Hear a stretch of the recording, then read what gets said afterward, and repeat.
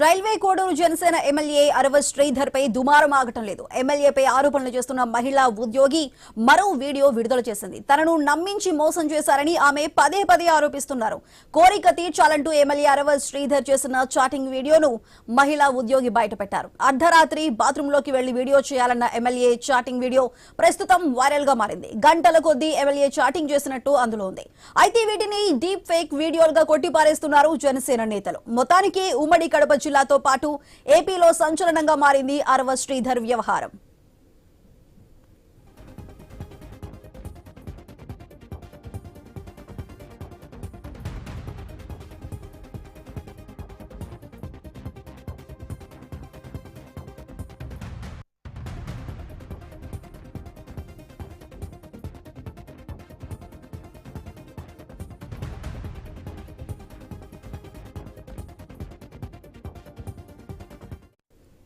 Railway Koduru Janasena MLA అరవస్ Sridhar పై దుమారం ఆగటం లేదు. ఎమ్మెల్యేపై ఆరోపణలు చేస్తున్న మహిళా ఉద్యోగి మరో వీడియోను విడుదల చేసింది.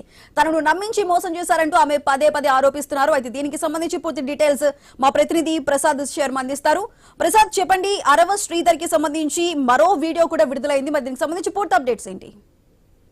సుధా, 3 రోజులుగా దుమారం ఇది కొనసాగుతుందని చెప్పాలి. అరవస్ శ్రీధర్ ఏదైతే ఎమ్మెల్యే ఉన్నారో రాయచోటి రైల్వే కోడూరు ఎమ్మెల్యే, తర్వాత అలాగే జనసేన సంబంధించినటువంటి విప్పు కూడా ఇతను ప్రభుత్వ విప్పు.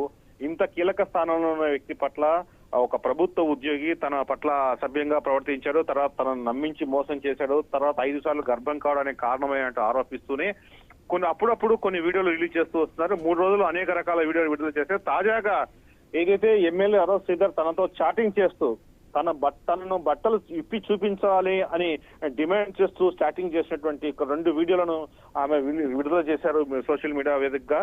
ఆ వీడియోలు ప్రస్తుతం వైరల్ అవుతున్నాయి. ఆ వీడియోలో మనం చూస్తే అది ఇరువురు చాటింగ్ చేసుకుంటూ తను బాత్రూమ్ లోను, తర్వాత అర్ధరాత్రి జరిగిన తర్వాత జరిగినటువంటి ఈ చాటింగ్ సంభాషణ మొత్తం కూడా మరి స్క్రీన్ రికార్డ్ చేసి వాటిని విడుదల చేయడం జరిగింది.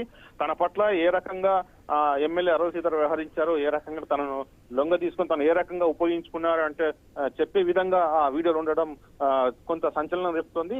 అయితే ఒక పక్క జనసేన నాయకులు కానీ, తర్వాత అరవస్ శ్రీధర్ తల్లి కానీ, వాళ్ళ కుటుంబ సభ్యులు కానీ ఇది డీప్ ఫేక్ వీడియోలు, తర్వాత మమ్మల్ని బద్నాం చేయడానికి ఇలా చేస్తున్నారని ఒక పక్క చెప్తున్నారు. జనసేన నాయకులు అయితే నేను ఏకంగా ప్రెస్ మీట్ పెట్టి ఇది కుట్ర, ఏదైతే కూటమి ప్రభుత్వం వచ్చిన 2వ రోజు నుంచే తమపై కుట్ర మొదలైంది, తర్వాత కేవలం దళిత ఎమ్మెల్యే కావడంతో ఈ విధంగా చేస్తున్నట్టు చెప్తున్నారు. Sudha. Right Prasad, thank you.